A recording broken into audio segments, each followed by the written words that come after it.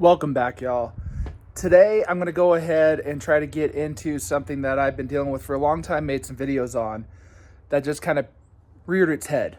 So, ever since before I changed out my motor because I lost compression in one of those cylinders, I've had some issues with some latencies and shifting. It's going to like 5,000 RPMs, 5,500 to shift, and that's not with heavy acceleration. And I've had some issues where I lose power when climbing a hill. Like when I'm slow crawling, all of a sudden I'll be pressing and it's like it's not getting any torque.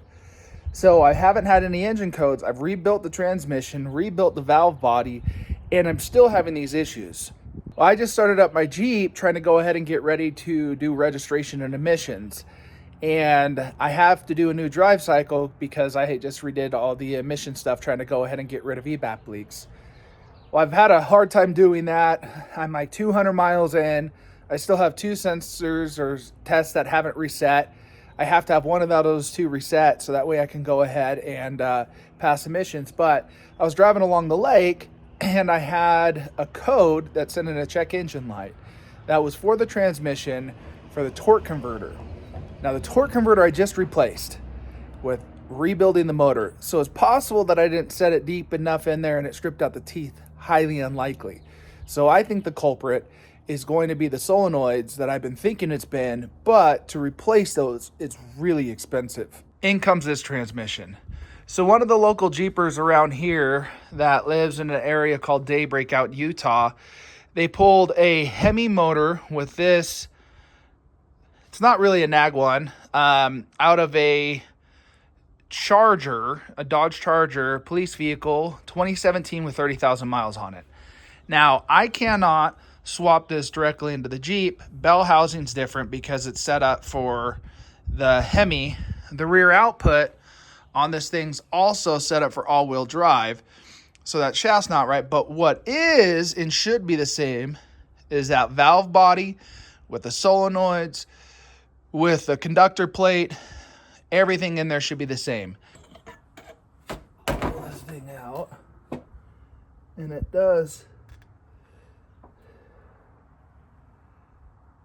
doesn't look too bad.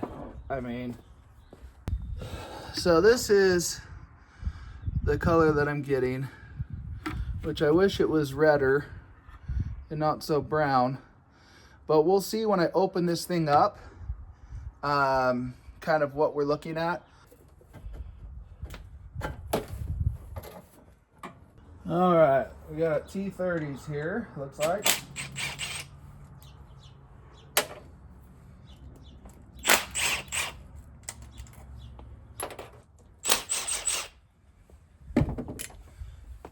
go ahead and, yeah, okay. The oil pan looks pretty good, y'all. Like, it's obviously burnt. And there's normal sludge, but I don't see anything that says red flag, my friend. So, ooh, filter's seen better days, but so let's go ahead and get this trans fluid out of here.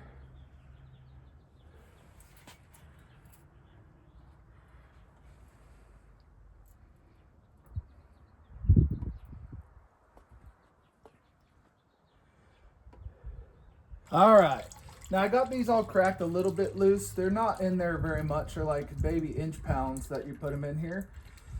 But if I'm gonna zip them off with my little drill, I don't wanna be having it put any extra pressure on it. So this is your only short one. Everything's looking the same. I thought it was different, then I found the bolt because I'm used to looking at it from underneath when I go ahead and deal with this. So let's go ahead and take this valve body off, drive or whatever we're in. Okay. This aligns up your different pieces of your valve body in there. So I'll try to keep it in here. I got to remember to look for that, make sure it doesn't slip out. Mine hasn't slipped out before, but you never know. This one's pretty dirty from where the oil magnet was. And just a reminder, if you haven't seen my other videos, they're all the same size as far as the bolts go. Oh, you know what I forgot to do? I forgot last time I did my dang transmission too. I forgot to undo the electrical connector. All right, you're not gonna see the little baby thing that I gotta do to get that out. So it's just it's a 7 milli bolt, and then you gotta kind of pry it out. And then for those of you who've never seen one of these, this is all it is. So seal right here, kind of pops in and out in there, and there's your bolt right down the middle. You don't want to forget, because that allows it to not get worked out. But let's lift this little guy off here now. There we go. There is our valve body. Very nice. So that's the inside of the transmission, completely separate. All right, everything's looking all right. And then here's our valve body, Mercedes-Benz right there on the conductor plate, the speed sensor. So that's all OEM. There's your speed sensors, are these ones. This one, this is your, I believe it's called a lockup. And then these are, I think, your pressure solenoids on here. So everything's looking as it should as far as I can remember. I'm gonna check my video on my other one, obviously when I pull, but it's gotta get cleaned up. As you can tell, it's been used. It's got a lot of fine line shavings in there. Looking at that junk right there. But now I'll set up the camera and let's talk about this and why I picked up a transmission just for this piece right here and kind of go into that. So let's talk about this. So shift solenoids, right? 3 of them that are in there. I looked on TransStar, and these are $151 a piece. They have a Rostra version, which is $111 a piece. And then you can find like a Mopar parts giant or whatever on this thing. And they're back ordered, these shift solenoids, right? So you can test them, and I've tested mine as far as like resistance and stuff like that. But if there's any internal issues, it's kind of a tough deal, right? Now this lockup that you have right here, you can find this on Mopar parts giant, stuff like that, for like 70 bucks. This isn't too bad. It's like $101 MSRP on here. And then, sorry, the shift, okay, let me correct this. All right, so these shift solenoids, if you go on TransStar, these things for the TransStar ones are $80.49. All right, so they have TransStar version of these. They're selling the Mopar versions for $232.46. And that's 3 of those. So if I went through TransStar, I'm spending, what's that going to be, $696 or more, like 700 bucks for 3 of these, right? And then you go through like a parts giant, and these are all back ordered. So getting these right now, it's just really expensive. All right, so your lockup solenoid right here, Mopar parts giant, not too bad. $69.29 MSRP at 101. And if you go through TransStar, it's even more expensive, and that's at $151.26 for the Mopar one, or $111.20 for the Rostra. These are the least expensive, your shift solenoids. Then it's this, right? And depending on where you go, this might be your least expensive, right? So these aren't too bad. These 2 pressure solenoids, though, that are right here, you're on Mopar Parts Giant. The MSRP for $544 or $365.12 a piece. If you go through TransStar, They're selling those for $374.26 for a transfer. And the Mopar versions, they're selling for $843 a piece. Ridiculous. And then this plate is at least $500, $300 to $500, something like that, for this conductor plate on here.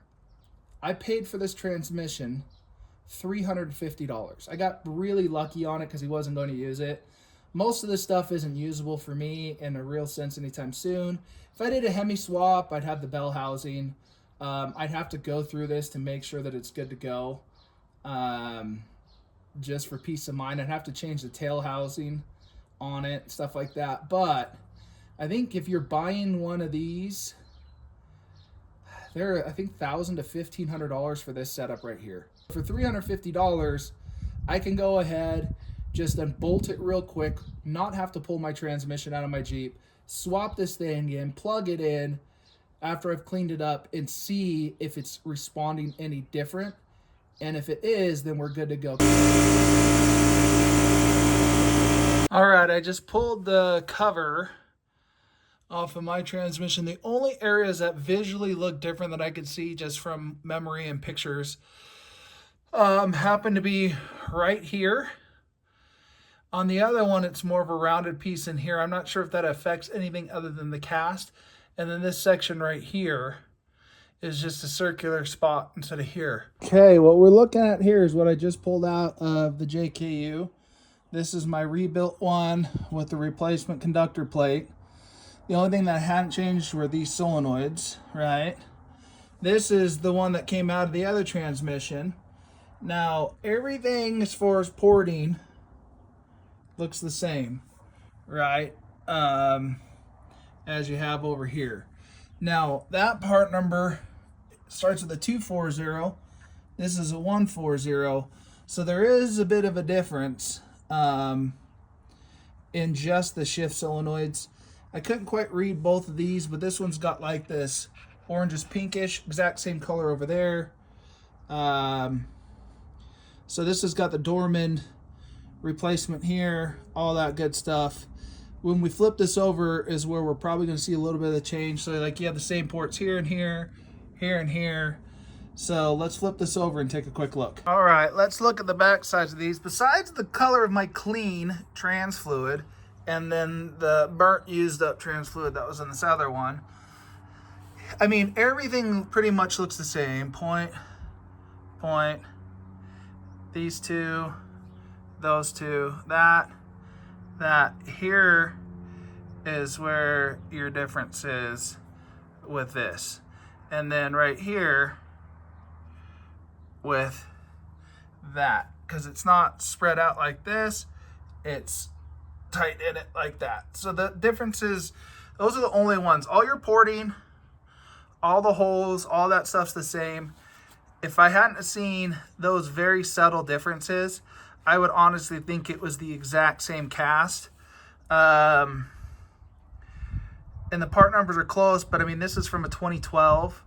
That's supposedly from a 2017. All these ports on the side are the same for all that, because obviously it goes with the valving in there. So I think I'm going to go ahead and just flip it and run it. So I'll go ahead and slam this sucker in there. I don't think that this should matter, but if it correlates with anything on the inside of it, it will, right? So I'll be the first to let you know if I can drive with this or not. And if I can't, then I got to pull that out again and then just swap the solenoids. But because I think the problem's here, I'm just going to go ahead and flip her on in. Might be a dumb decision. I might be emptying this thing out and dumping more trans fluid again, but I think it'll be a quick swap in there. Okay, I got it swapped in. Got a new filter on here. Everything's torqued down. I did 71 inch-pounds. I looked at one of my old videos and forget about it. Look up your own stats, dude. This is entertainment only. So everything's in. I just got to put the electrical fitting in here, drain pan back on, and then plug everything in, fill it up. I'm going to put 5 quarts in it for drain and fill, and hopefully that'll get us, everything will run like joy. So we're about to see what's going on here. And then I was in the pan And the magnet didn't have much. There was a little like light flaking. I don't know, like this has got stuff from like a diff and everything in here too, but there was enough slight glistening in there, but nothing like chunky or anything like that. So I'm gonna go ahead and finish wiping this off, put it up in there. Instead of using that Dorman one, I'm gonna go ahead and use the Mercedes OEM version in there, get that put together, and we'll go ahead and start filling her up. Okay, we got her all back in and tightened up. Now I can tell you this much, that Mercedes-Benz connector here was much tougher to get out on the other transmission and much tougher to wiggle in and get in. Okay, I got it started up. Just so happens that I managed to leave the key on yesterday, so the battery's dead again, which starts my whole emission sequence all over. But that might be a good thing because I couldn't get the other ones to reset, so maybe now those ones will go. Who knows? But this is going to be the first shot at, do we have anything good, or did I just screw up my Jeep? Park to reverse. It says it's in reverse. Okay, we're back. Okay, let's shut the door. Drive.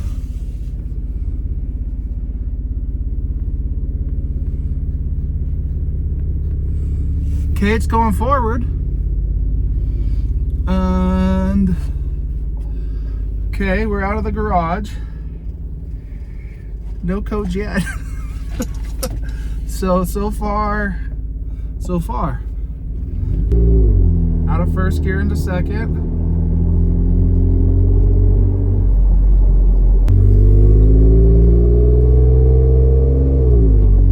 Okay, it shifted.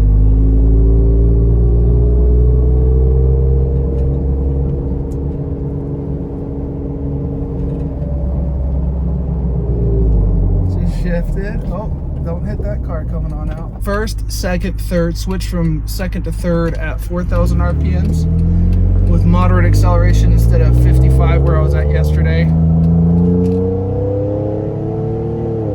4,500 going into second. Moderate acceleration.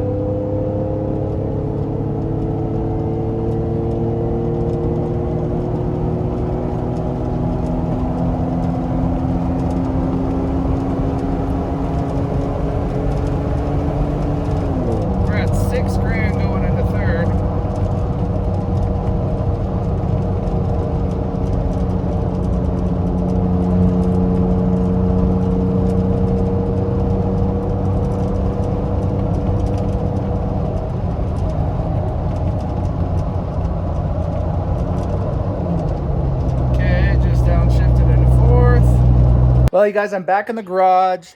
I got it up to 60 miles an hour. It went through first through fifth gear. Does it drive any better? I don't really think so. So I don't know if that's my problem or not. Could be the torque converter. It could be the TCM. But it felt like I was driving fine. I don't know. So I was able to shift it over. It is shifting a little bit later sometimes, a little bit earlier other times. So it can completely be the programming that I have in this thing that's maybe making it a little bit tougher. I did put 6 quarts in on the drain and fill instead of the 5 that I did last time. A lot of the times we're up at an incline on our JKUs.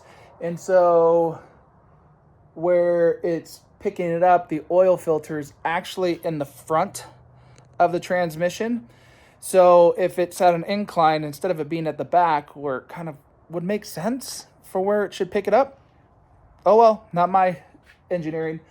That extra quart might help me, so that might have been what was going on when I was on hills. There's only one real way to find out, and that's to wheel it, because I wasn't having so many issues unless I was in 4 low and on an incline and stuff like that. So we'll see.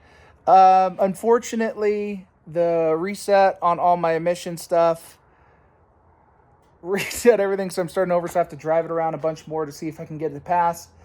I don't have a whole lot of time if I'm going to make EJS, but you know what?